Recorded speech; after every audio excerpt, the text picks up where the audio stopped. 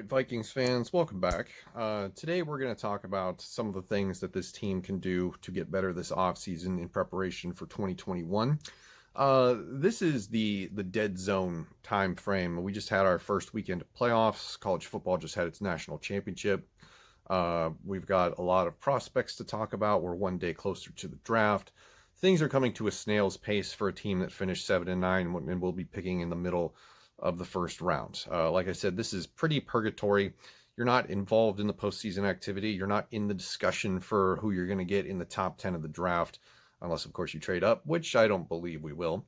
So the content is going to get scarce from a team perspective because there's only so much speculation we can do about this franchise as a whole right now. News of the day is that it looks like George Patton is likely going to get a general manager position this year, finally. So another one of our guys will be poached from this team, and that does suck, but at the same time, hope he does well. Like Kevin Stefanski has done, apparently. Do we regret letting him go yet? It seems like every time that we have somebody of intrigue, the NFL poaches them, and I don't know, there's just some formula for success for that happening. Anyway, I digress on that subject. But as we move forward in the offseason, these are 5 areas that I believe will immediately fix this team, or at least immediately improve it as we head into the 2021 season. I'm going to do this in reverse order, and before I do, I want to ask you, the viewer, what do you believe is priority number 1? Do you have a list, a top 5, maybe a top 10? That's probably excessive. Some of these are going to be obvious. I know there have been problems that we've been talking about for the entire year, if not more than just this season, maybe multiple seasons. But these are the 5 key categories, or the 5 key areas that I believe that have to be addressed in some way for us to take next season seriously. If we are still a competitor for a Super Bowl run, if that window is still open as the front office would like us to believe, then this is what needs to happen. So here we go. I'm going to do this in reverse order. We'll save the best for last. Number 5. I do believe that we need to upgrade the backup quarterback position. Sean Mannion I don't know his purpose on this team other than to be involved in game prep and team meetings and making sure Kirk Cousins has what he needs in order to be successful on the field. Whatever contributions he makes to this team, beyond that, I don't know what that is. It didn't sound like they had any intention of playing him at all in the second half of the Falcons game after Kirk Cousins' first half meltdown with the 3 interceptions. If Sean Mannion is on this team and Kirk Cousins goes down with an injury, we're doomed. We're absolutely doomed, because I do not believe that this would be a Case Keenum Part 2. There's nothing from Sean Mannion's career that makes me think that if he is, for whatever reason, put into the position where he must start more than one game, or be the starter for the rest of the year, I don't care how good the defense is next year. We're screwed. So I think for the sake of, having a solid plan B, kind of looking at what happened in Dallas this year with Dak Prescott, Andy Dalton, Cowboys almost made it, but it took them, a long time to get things figured out. And just for the fact that, it's been a while since we've had a backup quarterback on the roster that we could sort of groom and develop into a potential future franchise starter once Kirk Cousins is gone, because let's face it, he's 32. He's not going to be here forever. And, there's other debates about whether or not he's peaked after, 9 seasons in the NFL. But I think, we could use that first round pick on a Trey Lance. His resume is kind of scary, having only 17 starts at the FCS level, all against FCS opponents. So that's somebody that could sit for a year behind a Kirk Cousins and, get up to speed of the NFL. So I think quarterback 2, backup quarterback, is a position that needs to be addressed in some way. Number 4, trim veteran contracts. This one's a little bit more self-explanatory, and it's going to happen by default because we need to get under the salary cap. But addition by subtraction does come into the equation here, because we're going to be saying goodbye to the players that at the end of the season we realized were expendable. Names such as Anthony Harris and Kyle Rudolph ring a bell. The emergence of Irv Smith Jr. and even Conklin to some degree makes Kyle Rudolph that much more expendable, and we'll be able to get rid of that salary. Anthony Harris is a free agent, and he was playing on the franchise tag, and given his less than stellar season, I would even argue to call it less than mediocre, doesn't deserve to be brought back. He can absolutely go chase a free agent contract somewhere else.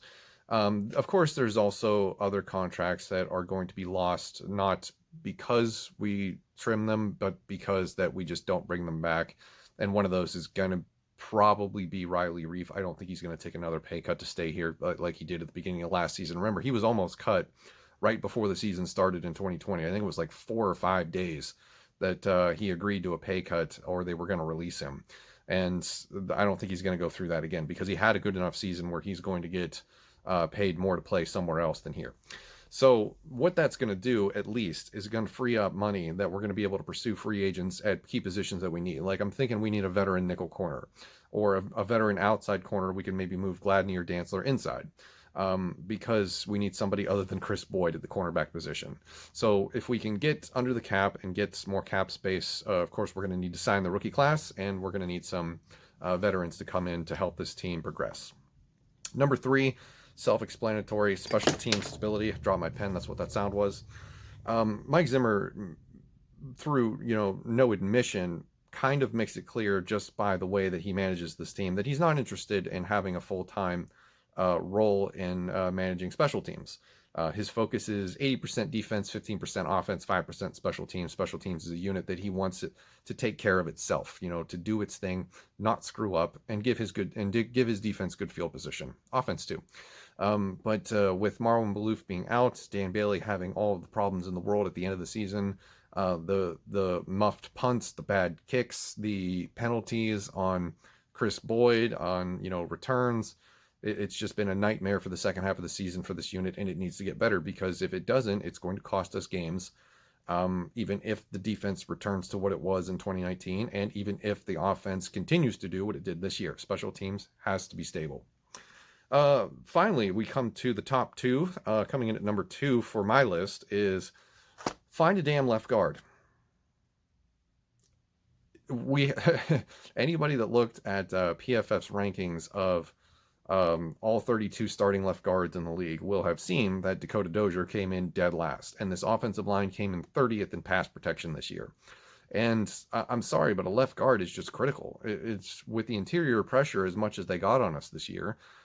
Kirk Cousins, if I'm going to defend him a little bit for a second, if he's always going to have pressure in his face and then have to worry about the outside edge when we're going to be breaking in likely a new left tackle, that is going to hinder what this offense is capable of, and we're going to go back to handing off to Dalvin Cook 30 times a game. So depending on what side of the fence you're on when it comes to Kirk Cousins, we at least have to acknowledge the glaring elephant in the room. The pass protection is terrible, and Dakota Dozier is not an NFL starting caliber left guard.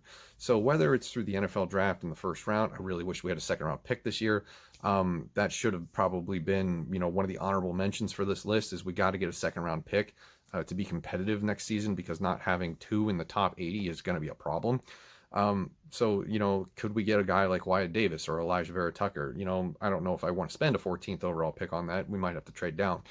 But we can't keep ignoring the offensive line problems while everybody else in this league gets better than us. So we have to address the offensive line. It's been a necessity for years. The number 1 area that they need to improve on that would immediately help this team going into 2020, upgrade the edge position. This statement is made not knowing whether or not Danielle Hunter is going to be coming back. And I'm increasingly getting worried by the day that is not going to happen, because if reports are true from a couple of months ago that he does want to be the highest paid defensive edge rusher in the league before he comes back to play another down from Minnesota, we can't afford it. We legitimately cannot afford it unless we come up with a way to free up a ton of money. And I think that the Vikings would be more inclined to use that as trade leverage to get another first-round pick or a first and a 2 this year. And that gets us back into what Rick Spielman likes to have, and that's an abundance of draft capital. Would I hate that? Yes, I think Danielle Hunter should stay. I would definitely pay him the contract. Unfortunately, we have a lot of it sunk into running back and quarterback right now, so that's hard to do. With the money that will free up in, trimming free agents, it's not going to be enough, because you're still going to need to bring in some more people to compete at other positions and sign your rookie class, so it's tough. Even if we do bring Danielle Hunter back, he's going to face a lot of double teams, because Adenabo is not good enough, Jalen Holmes is not good enough, and DJ Wanham, I know people like him, I know he was just a rookie last year, he's still a 5th round edge rusher. Those don't always pan out. You know, there's exceptions and then there's rules. Guys like Everson Griffin are the exception to the rule. DJ Wanham, I didn't see enough of it this year in the opportunities that he got to really inspire confidence that he could take over as the, you know, the bookend to the defensive line full time. So I think in the first round, you're probably looking at a guy like Kwity Paye if he falls that far. You're probably looking at a Gregory Rousseau. Those would probably likely be the picks for the first round, 14th overall for the Vikings this year. If not, you're looking at the free agent market. What free agent edge rushers are going to be out there? I don't know. Maybe Bud Dupree, but he would be really expensive. So the edge rusher position is the number one priority that the Vikings need to address, because when you improve the defensive line, you are automatically helping the corners situation in the secondary, because you're going to give them a boost with the pass rush. Because if you can pass rush successfully, get pressures on the quarterback, get hits on the quarterback, make the quarterback uncomfortable, you are assisting the secondary in a way that is more beneficial to them, especially with the young guys, to help them cover their wide receivers. So that's going to do it for this video. That went on a little bit longer than I expected. But again, let me know in the comments what you think. Do you agree, disagree with any of those 5 points that I've made about how to improve this team in this offseason, and what would be some that I left out that you would include? So that's going to do it for now. Thank you for watching, and I'll see you in the next one.